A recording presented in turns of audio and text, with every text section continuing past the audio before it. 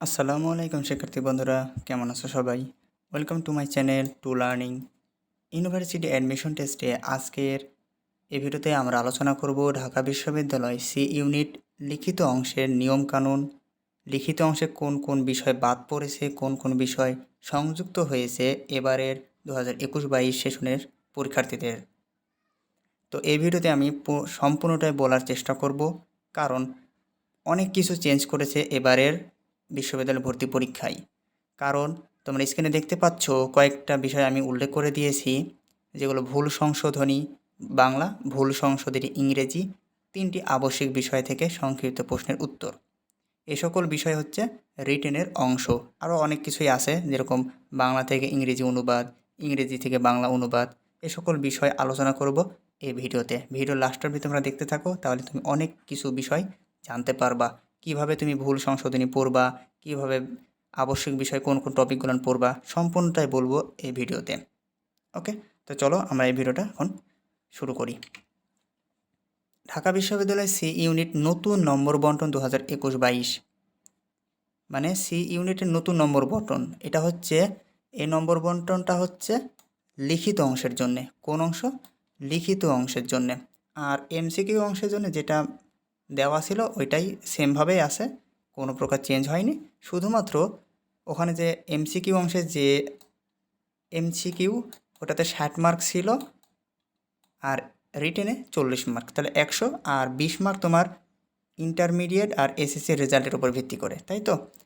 তো এমসিকিউর জন্য সব কিছু ঠিক আছে, শুধুমাত্র চেঞ্জ হয়েছে বা পরিবর্তন হয়েছে লিখিত অংশে। কোন অংশে? লিখিত অংশে। তো তোমরা স্ক্রিনে দেখতে পাচ্ছ, এটা হচ্ছে নতুন সার্কুলারে দেওয়া হয়েছে লিখিত অংশে। সেখানে কি কি অ্যাড করেছে দেখো। বাংলা থেকে ইংরেজি অনুবাদ, যেটা পূর্বে লিখিত অংশেও ছিল, এটা চেঞ্জ করেনি। ইংরেজি থেকে বাংলা অনুবাদ, এটাও কোনো চেঞ্জ করেনি। মার্ক কিন্তু সেমই আছে। শুধুমাত্র দুইটা জিনিস অ্যাড করছে, সেটা হচ্ছে ভুল সংশোধনী বাংলা, ভুল সংশোধনী ইংরেজি। কেন দুইটা অ্যাড করছে সেটা আমি একটু বলি। কারণ তোমাদের এবার শর্ট সিলেবাসের উপর ভিত্তি করে এক্সাম হবে। তো শর্ট সিলেবাসের উপর ভিত্তি করে যেন এক্সাম হয়, সেটারই প্রসেসটা অবলম্বন করে এই দুইটা বিষয় অ্যাড করেছে। ওকে। আর বাণিজ্য বিষয়, যেটা হচ্ছে হিসাব বিজ্ঞান, আবশ্যিক বিষয় থেকে 7টা প্রশ্ন হবে, মানে 7 মার্ক হবে। ব্যবসায় নীতি ও প্রয়োগে আবশ্যিক বিষয় 7 মার্ক। ফিনান্স অথবা মার্কেটিং যে কোনো একটা দাগাইতে হবে 6। তো কোন কোন বিষয় আসতেছে এই 4টা, মানে আমরা এই কয়টা বিষয় কাভার করব। আর বাংলা থেকে ইংরেজি অনুবাদ, ইংরেজি থেকে বাংলা অনুবাদ, এটা তুমি যত বেশি প্র্যাকটিস করবা, গ্রামার আইটেম এবং প্রবাদগুলো মুখস্থ করে নেবা, তত তোমার জন্য হেল্পফুল হবে। শুধুমাত্র পড়তে হবে বাংলা থেকে ইংরেজি অনুবাদ আর ইংরেজি থেকে বাংলা অনুবাদ, ঠিক আছে? তো বাংলা থেকে ইংরেজি অনুবাদের বিষয়ে আমরা একটা ভিডিও আছে আই বাটনে, দেখে নিতে পারো। আমরা শুধু এই ভিডিওতে আলোচনা করব ভুল সংশোধনী আর আবশ্যিক বিষয়গুলো। তো প্রথমে আসি ভুল সংশোধনী। ভুল সংশোধনী বাংলা, এখন এই টপিকটা হচ্ছে নতুন। এখন এই টপিকটা যেহেতু নতুন, নিতান্তই বলাই বাহুল্য যে কোশ্চেন প্যাটার্নটা সহজ হবে। কারণ কোনো আইডিয়া দেয় নাই যে কোন বিষয়টা ফোকাস করতেছে এখানে। জাস্ট তোমাকে এখানে অ্যাজামশন করে নিতে হবে, তোমাকে এটা অনুমান করে নিতে হবে আসলে কোন ক্যাটাগরির প্রশ্ন এখানে হতে চলেছে। তো আমরা যতটুকু আইডিয়া করে বা রিসার্চ করে দেখলাম যে ভুল সংশোধনের উপর ভিত্তি করে বাংলা কি আছে, যেরকম অশুদ্ধ, কোনো একটা বাক্য অশুদ্ধ দিলেও তোমাকে শুদ্ধ করতে বলবে। যেরকম স্ক্রিনে দেখতে পাচ্ছ যে আমি সাক্ষী দিয়েছি, এটা কেমন একটা অশুদ্ধ বাক্য বলা হয়, আর এর শুদ্ধ বাক্য হচ্ছে আমি সাক্ষ্য দিয়েছি। এরকমভাবে বলে দিল, তখন তোমাকে এগুলো অ্যান্সার করতে হবে। অশুদ্ধ দেওয়া থাকবে, শুদ্ধ করতে হবে। আবার বাহুল্যজনিত কিছু অশুদ্ধতা দিতে পারে, যেমনটা ধরো যে কেবলমাত্র তাকেই আমি চিনি, আর যার শুদ্ধ হচ্ছে কেবল তাকেই আমি চিনি। এগুলো হচ্ছে বাহুল্যজনিত, আর এটা সাধারণ নিয়মের ক্ষেত্রে আছে। প্রবাদ প্রবচনের ব্যবহারজনিত ভুল, প্রবাদ বাক্যর ক্ষেত্রে কিছু ভুল থাকতে পারে, সেটা তোমাকে তুলে দিতে পারে। যেরকম অশুদ্ধ বলল যে হাবিব পরীক্ষা এলে চোখে হলুদ ফুল দেখে বা হলুদ ফুল দেখে, তাহলে আসলে কি হলুদ ফুল দেখে নাকি সর্ষে ফুল দেখে? তাহলে এখানে হবে সর্ষে ফুল, সঠিক বাক্য এটা।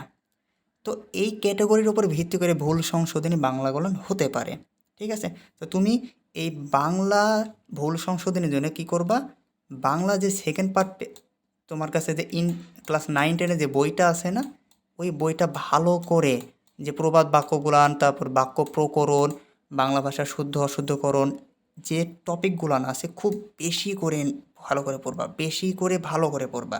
আমি বলতেছি বেশি করে ভালো করে পড়বা, ঠিক আছে? কোন চ্যাপ্টার বললাম?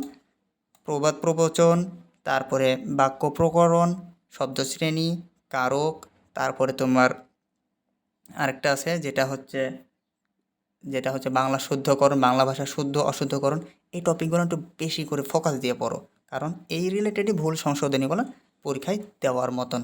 ওকে, তো এটা গেল ভুল সংশোধনী বাংলা। এখন আমরা দেখব ভুল সংশোধনী ইংলিশ। তো এটা হচ্ছে তোমার পিন পয়েন্টিং ইরোর মতন, এই অংশটুকু হচ্ছে পিন পয়েন্টিং ইরোর মতন। আবার বলা যাবে রিডান্ডেন্সি, আবার বলা যাবে ইলজিক্যাল মডিফায়ার, তারপরে তোমার এমবেডেড কোশ্চেন, এরকম হতে পারে, ঠিক আছে? মানে এই টপিকের আলোকে তোমাকে কয়েকটা বিষয় মাথায় রাখতে হবে। সেটা হচ্ছে first pin pointing error, second হচ্ছে রিডান্ডেন্সি, থার্ড হচ্ছে ইলজিক্যাল মডিফায়ার, ফোর্থ হচ্ছে তোমার গ্রামাটিক্যাল ভুল। সাপোজ যেখানে ভার্বের প্লুরাল ফর্ম হবে সেখানে তোমাকে ভার্বের সিঙ্গুলার ফর্ম দিয়ে রাখছে, তাহলে এটা তোমাকে ভুল সংশোধন করতে হবে। তো আমরা একটা উদাহরণ মাধ্যমে দেখি এখানে ইনকারেক্ট কারেক্টের বিষয়টা। তো ইনকারেক্ট দেখো বলতেছে it is I who is to blame. আমরা তো জানি যে রিলেটিভ প্রোনাউনের পূর্বে যেটা বসে সেটা হচ্ছে অ্যান্টিসিডেন্ট। তো অ্যান্টিসিডেন্ট যে ফর্মে থাকবে ভার্ব হবে সেই ফর্মে। তো আয়ের পরে কখনো কি ইজ হয় দেখেছো? আমরা কি বলি a is Rahim, a is Rana, এরকম বলি? বলি না। কি বলি? I am Rahim, I am Rana, এরকম বলি। তাহলে আমাদের সঠিক বা কারেক্ট ওয়ার্ডটা কী হবে? It is I who am to blame. এই যে এমটা এখানে ইউজ হয়েছে, দেখো ভার্বের পরিবর্তন ঘটছে। তাহলে এটা হচ্ছে গ্রামাটিক্যালি কিছু ভুল দেওয়া থাকবে তোমাকে, সেটা তোমাকে সঠিক করতে হবে।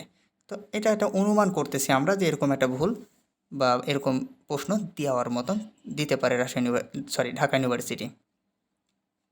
পরবর্তী দেখো আরেকটা দিয়েছি, শি ক্যান টু ড্রাইভ।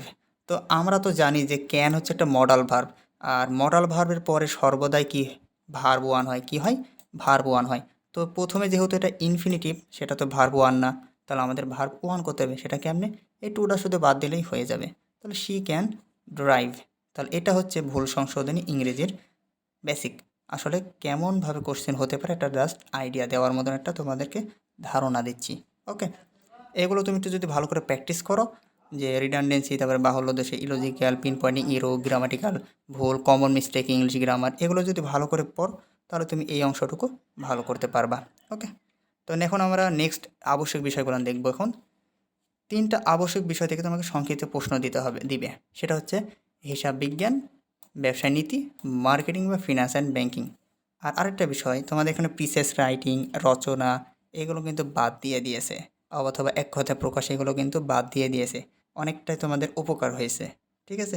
নতুন যেগুলো অ্যাড হয়েছে খুবই সহজ হয়েছে, কম সময়ে যেহেতু শর্ট সিলেবাসের কথা বলেছে, সেটা চিন্তা করে হয়তো বা ঢাকা ইউনিভার্সিটি কর্তৃপক্ষ এই উদ্যোগটা নিয়েছে লিখিত অংশের জন্য। ওকে, তো এখন দেখি আবশ্যক বিষয়গুলো কী ধরনের কোশ্চেন হতে পারে সেটা একটু আমরা দেখি। প্রথমটা হিসাব বিজ্ঞানের জন্য 7 মার্ক, ব্যবসা সংগঠনের 7 মার্ক, আর মার্কেটিং আর ফিনান্সের জন্য 6 মার্ক। তো দেখো হিসাব বিজ্ঞানের জন্য কি হতে পারে, বলে দিতে পারে যে সমন্বয় জাবেদা লিখনের উদ্দেশ্য উল্লেখ করো। এটা আসছিল 2019-20 শিক্ষাবর্ষে আসছিল এই প্রশ্নটা লিখিত অংশে। সমন্বয় জাবেদা লিখনের উদ্দেশ্য উল্লেখ করো, বারটা কি, আর্থিক অবস্থা নির্ণয় কি, এগুলো তোমাকে হিসাব বিজ্ঞান থেকে দিয়ে দিতে পারে। তো হিসাব বিজ্ঞান, ব্যবসা সংগঠন সেই তোমার 9-10 থেকে পড়তেছো, 9-10 2 বছর, তারপর করোনা গেল, তারপরে তোমার ইন্টারমিডিয়েট আছে, অ্যাডমিশন আছে, মোটামুটি 3 থেকে 4 বছর তুমি হিসাব বিজ্ঞান নিয়ে পড়ে আসো। তো পিএইচডি অর্জন করে ফেলেছো। তো এগুলো তুমি যদি ভালো করে পড়ে থাকো তাহলে অবশ্যই এগুলোর অ্যান্সার দিতে পারবা। তো চেষ্টা করবা সংক্ষিপ্ত প্রশ্নগুলো বেশি বেশি করে পড়ার হিসাব বিজ্ঞানের। 1 নম্বরে তো হিসাব বিজ্ঞানের যেসব প্রশ্নগুলো আসে সেগুলো তুমি ভালো করে পড়বা, তাহলে তুমি অ্যান্সারগুলো করতে পারবা। নগদান বই কী, খতিয়ান কী, তারপরে তোমার বলতে পারে যে সংশোধনী দাখিলা কী, তারপরে হিসাব সমীকরণের সূত্র কীভাবে, গোল্ডেন রুলসটা ব্যাখ্যা করো, এরকম প্রশ্ন ছোটোখাটো দিয়ে দিতে পারে। তুমি এগুলো ভালো করে পড়বা তাহলেই হবে। ওকে, আচ্ছা, তো এটা গেল হিসাব বিজ্ঞানের ক্ষেত্রে। ব্যবসা সংগঠন ও ব্যবস্থাপনার ক্ষেত্রে কি হতে পারে, যেরকম ব্যবসা সংগঠন রিলেটেড যে সকল ১ নম্বরের জন্য জ্ঞানমূলক প্রশ্ন আছে সেগুলো তুলে দিতে পারে। বলতে পারে যে বৈজ্ঞানিক ব্যবস্থাপনা কী, ব্যবসায় কী, ব্যবসা পরিবেশ কী, নিয়ন্ত্রণ কী, পরিকল্পনা কী, তারপরে বলতে পারে যে সংগঠন কী, গুদামজাতকরণ কী ইত্যাদি। এই সকল সংক্ষিপ্ত প্রশ্নগুলো তুমি একটু ভালো করে পড়ে নিবা। তোমার ইন্টারমিডিয়েট যেসব বইগুলো আছে সেগুলো পড়লেই ইনাফ। ওকে, এই সকল প্রশ্ন একটা আইডিয়া দিচ্ছি যে এই ধরনের প্রশ্ন হবে। যেহেতু পূর্বে এই ধরনের প্রশ্ন হয়েছে, এবারও এই ধরনের প্রশ্নগুলো হবে। এটা আবার 2019-20 সালে আসছিল লিখিত অংশে। ভোক্তা বাজার বিভূতিকরণ ভিত্তিসমূহ উল্লেখ করো, এটাও 2019-20 সেশনে আসছিল। ঠিক আছে, মার্কেটিং থেকে আসছিল এটা।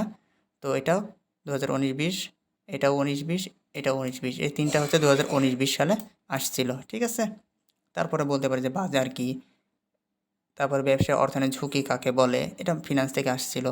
তো এই সকল প্রশ্নগুলান জ্ঞানমূলক প্রশ্ন। তো এই সকল প্রশ্নগুলো তুমি যদি ভালো করে তোমার মূল যে টেক্সট বই আছে সেগুলো ফলো করে পড়তে পারো, তাহলে তুমি অনেকটাই ভালো করতে পারবে আর রিটেন অংশে। ওকে, তো এটা হচ্ছে আবশ্যিক বিষয়ের প্রশ্নের সমাধানগুলান। জাস্ট তোমাকে একটা গাইডলাইন্স দিলাম, তোমাকে একটা পথ দেখাই দিলাম। এখন পথে তুমি আগাইতে থাকবা, তাহলে ইনাফ। তো এই ছিল রিটেন অংশের যাবতীয় ইনফরমেশনটুকু।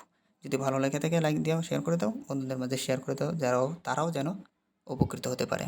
Please hit the subscribe button, press the bell icon. আল্লাহ হাফেজ।